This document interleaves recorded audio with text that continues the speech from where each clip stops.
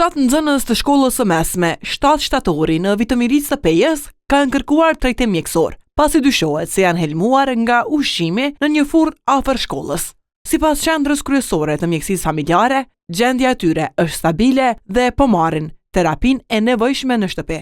Situata e krijuar të martën kishte krijuar alarm në shkollë, për çka drejtori thotë se një numër i madh i nxënësve ishin larguar nga mësimi, disa edhe pa arsye.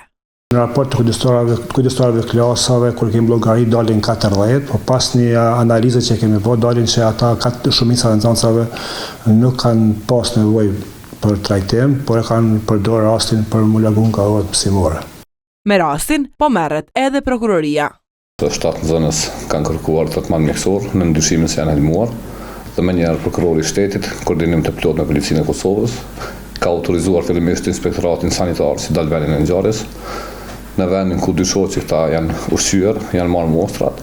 Njëkohësisht është konsultuar dhe janë marrë raportet e mjekut dhe në rast se ka pasur rëmim, atëherë besoj që shumë shpejt do të merren veprime konform ligjit, konform procedurave penale.